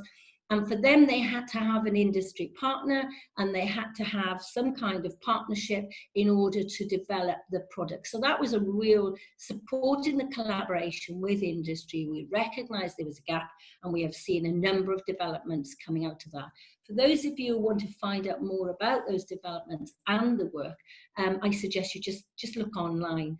We also have undertaken a number of health hacks, and we set the health hacks up originally to help speed up and bring together the meetings between people who, again, have got a problem, people who think they might be able to solve it, and industry who have an interest in that. So again, our health hacks, the most recent one was about 3 months ago during COVID, and that was really interesting because it was one of the first things we had to do online, really.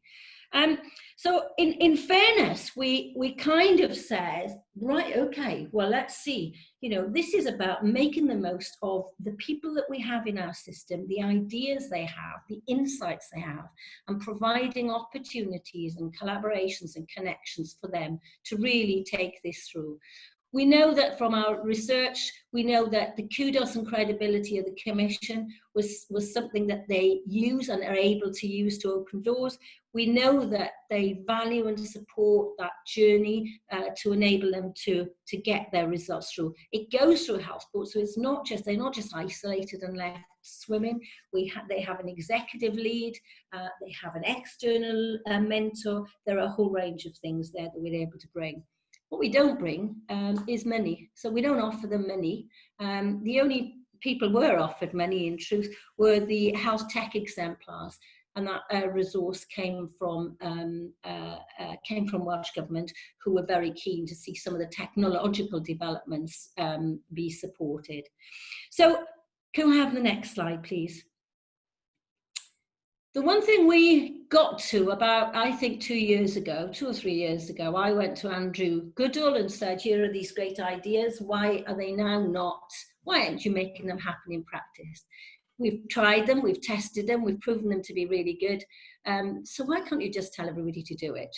You know, inevitably really naive, because of course, the adoption and spread of even great ideas, things that work well outside of a COVID crisis, if you like, is really complex, because it involves people, it involves complex situations with organizations, it involves, to some extent, there's a little bit of competition there, not in my backyard, all of the above, that really prevents all these ideas that from spreading. So we put a proposal to Welsh Government. We said, well, actually, we'd like to understand this a bit better. We'd like to find out why these great ideas don't spread. Why don't people just grab them with open arms? And so we put a proposal that said, okay, let's take some of our exemplar projects, let's spread them. So each project, so what we did is we said, hey, which of your exemplars want to come and spread your idea? And hey, health boards, which of you health boards want to adopt some of these great ideas? And so we put the proposition together, and so we have a number of projects, it's in the region of 21 of them, are spreading to at least 3 different areas. Now, you know, and so all of these are being paired up and developed as we speak. If you can imagine, this went live in January, and of course we all knew shortly after COVID hit. But what's interesting is of course it stunned people initially, but we're seeing now the recovery come really very strongly, and we're almost back on board with all of them now. There's a few delays and time delays inevitably with some, but essentially we are looking really strong. And the idea is that we test it, we understand. So there's a research component sitting behind this. It's an action research. We are learning as we go, and we are picking up on the what and the whys and the hows. So our national adopt and spread program will inform not only the things that we've been doing, but will certainly inform COVID and beyond. And one of the papers I was just reviewing, we've just produced one of our new papers. And what I was interested in was, well, what did we learn from other crises in the past? You know, what can we gain from others in terms of what can secure the ongoing adoption of some of these things? And I guess the biggest fear for us, and I suppose perhaps for some others, is that we've seen great developments, we've seen great progress, whether it's in apps or online working or a whole range of other things. And the real fear is that we still hear the conversation that says, oh, well, when we go back to normal. So this whole thing about making sure that where appropriate, we actually make sure and support this moving forward. If you can move on then. So our response is saying, well, this is what we've learned so far. We've got some interim early findings, if you like, from the feedback from our network. We've got in the region of 90 people working with us just on the adopt and spread work. And what we're saying is, maybe we need to pick up on some of the things that are evolving already, again, have been shown to work, that are maybe not have been part of our exemplar network, but can dovetail into the support. And again, we provide support for these individuals to be able to spread and develop that. And we undertake a whole range of training support to enable that to happen. So we're about to put a proposal that says, actually, we would like to do a fast track, adopt and spread piece of work that is able to tie in. So finally, really, just to go on to the last slide, what I would like to say is we are looking, there are huge opportunities here that we draw from our network. There are huge insights from these, and there is much to learn, but it is such an exciting time, and we mustn't lose sight of that. And just one final slide really is the last slide, and that's really, some of you may be aware of this distance badge, the shielding badge. One of our exemplars came up with the idea on top of her piece of work. This wasn't anything to do with her piece of work, but she came up with it. It now has become a major national piece of work, a program, and you will see, you know, we know there's some interviews still coming up on this and develop it. And I think the lesson is, if you give people just that platform, a little bit of support, there is a huge amount we can do in terms of developing this. We can support it through, you know, a whole range of things. And just to finish up, what we're looking at as the Bevan Commission is also developing with Swansea University and Cardiff University an intensive learning academy in innovation, transformation and adoption. Thank you very much. Hi, Helen. Thank you very much. Really good presentation. It was good to hear about the work of the Bevan Commission throughout all of this, and obviously working very closely with our NHS community. Just to pick up, we're looking forward to working with you guys on our NHS from the Frontline event on the 10th of September, so we can look at more detail some of the innovation and adoption programs, but also good to hear about the health tech exemplars as well. We're running a little bit over time now, but if John, if you're ready to start. Last but by no means least, I've seen this presentation and it is excellent. Very much a fantastic example of clinical innovation and long-time inventor. John Dingley has been responsible for a number of significant clinical innovation projects. So it's excellent to see this one, and good collaborations again with our local community. I'll start by putting your video on, John. Yes, thank you. Can you hear me okay? Yeah, that's great. I was just cut off there for a moment. Here we go.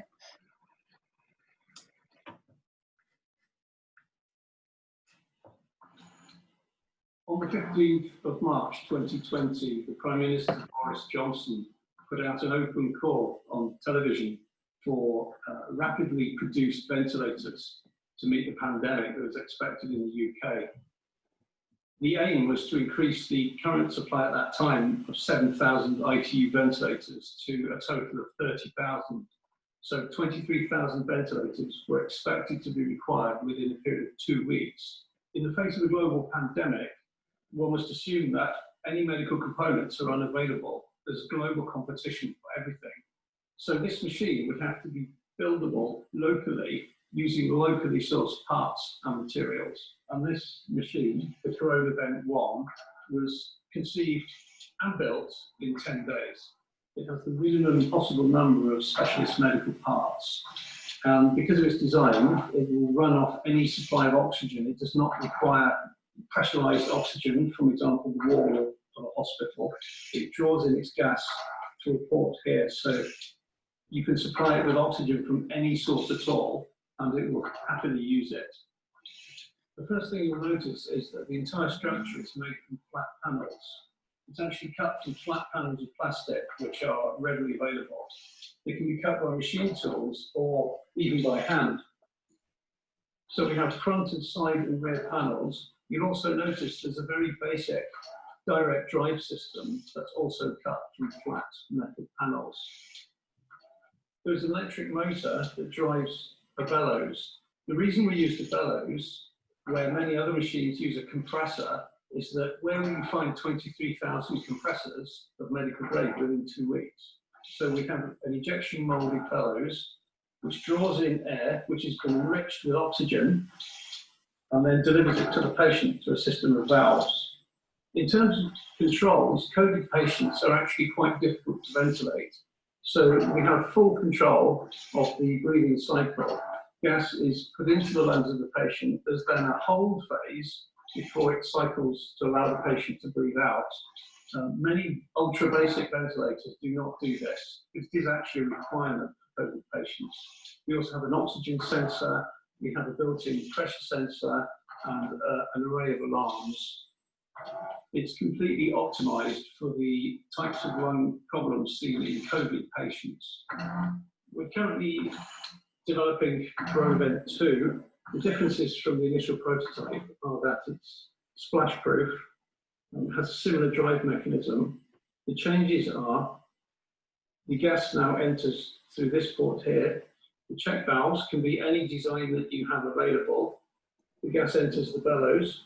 It's then delivered to the lungs through another check valve, which can be any design that you have available, including the 3D printed one that we have designed.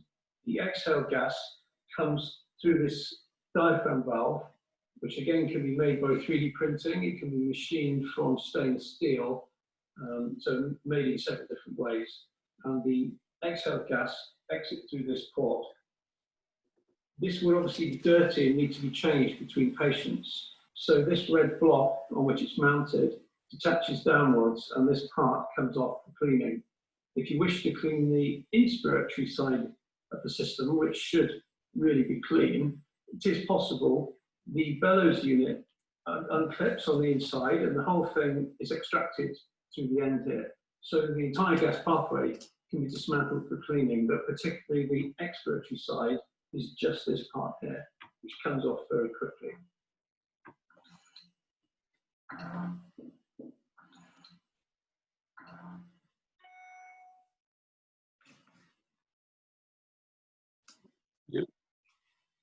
Hello.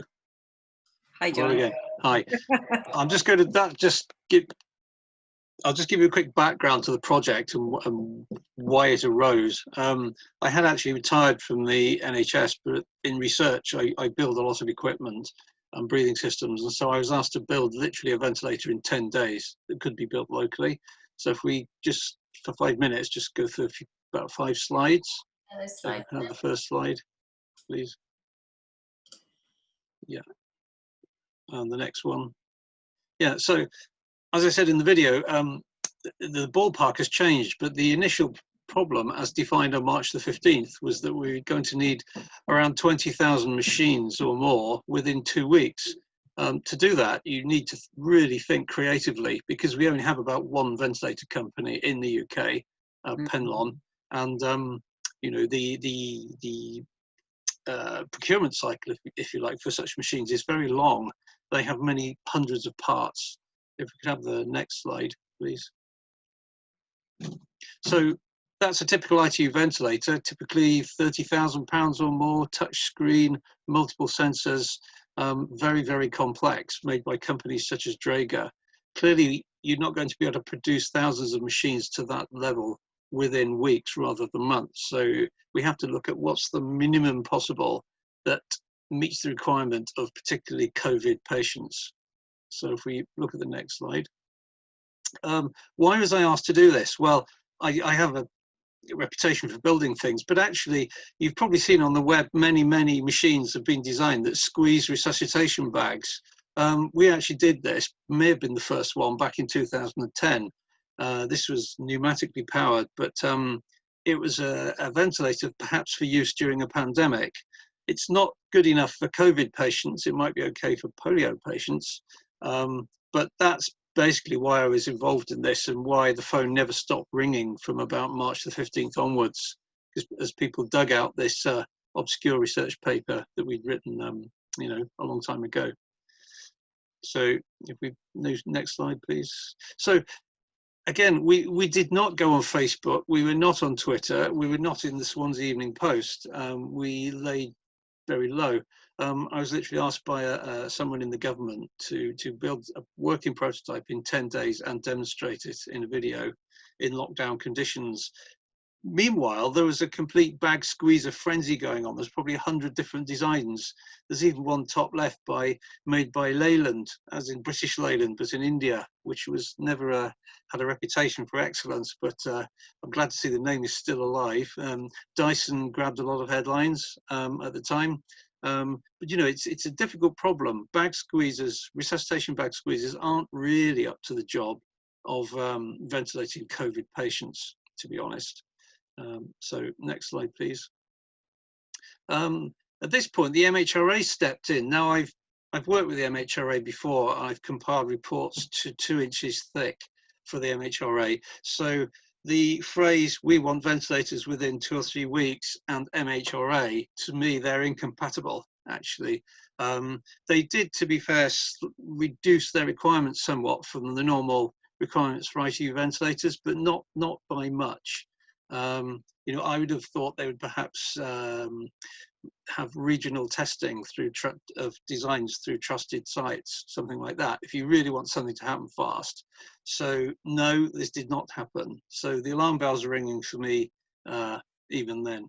So next slide, please. The other thing you have to remember is during all this, that you couldn't buy anything. You could not buy medical components. They're all made in China. Nearly everything's made in China, and you're in a global competition. So every last nut, bolt, and valve and component of your machine, you may have to build yourself locally, you know, for Wales, in Wales. Briefly, there are 2 ways you can run a ventilator. You can either run it from pressurized gas, such as the compressed hospital gas systems, or you attach a compressor to the front. So for example, the Tesla proposed design had a big pressure reservoir and a compressor. Again, where do you find 20, 30, 40,000 compressors within weeks that will work with up to pure oxygen? That's actually quite difficult. They have to be oil-free for a start if you're running them with oxygen. The other option is to build a machine with something like a bellows that draws in gas from the ambient surroundings, to which you can then add oxygen from an oxygen concentrator or a cylinder or anything. That might be more practical. So that's the design we actually went for. So next slide.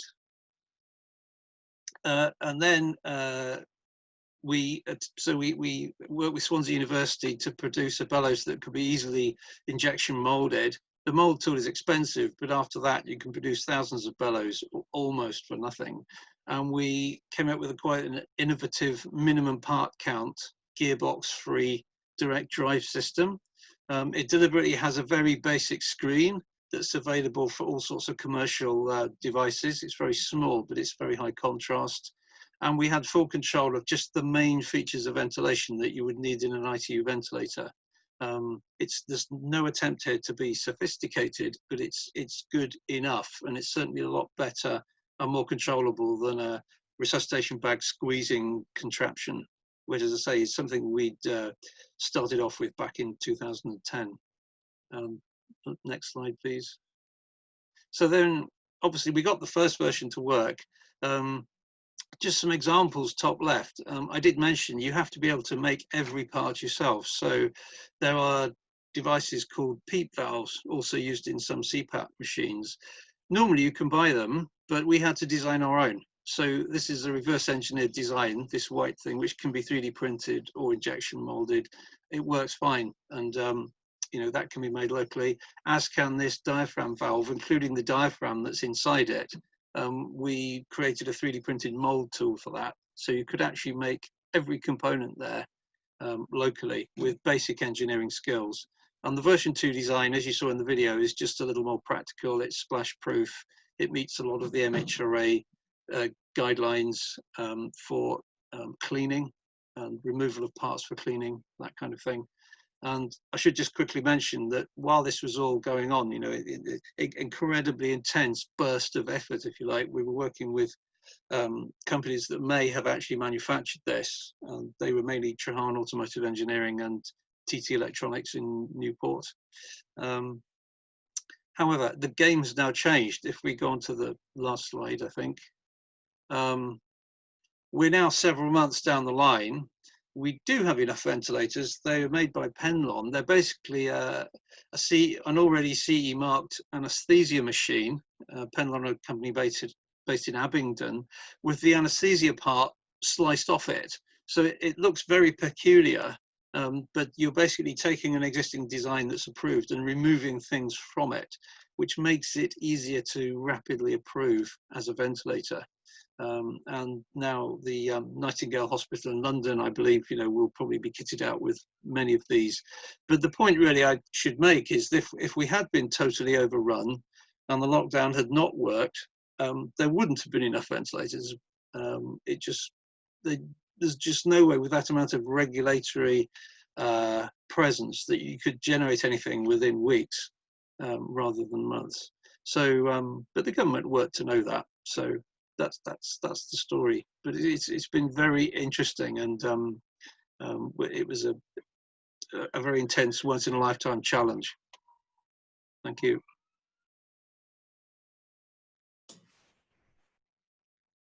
Thanks, John. Oh, hang on. Thank you very much, John. I know what you mean about that sort of intense challenge at that time when nobody knew what was going to happen, and that sort of desperate need for essential equipment that was made locally and would be available locally, because the supply chains had been massively disrupted and you just couldn't rely on the parts or products, many of which were from China. And even then, if you needed to get them, you literally had to send a plane to get them, and that was no guarantee they wouldn't be diverted as well in relation to PPE and other essential products. So incredible sort of piece of clinical innovation in a very short space of time.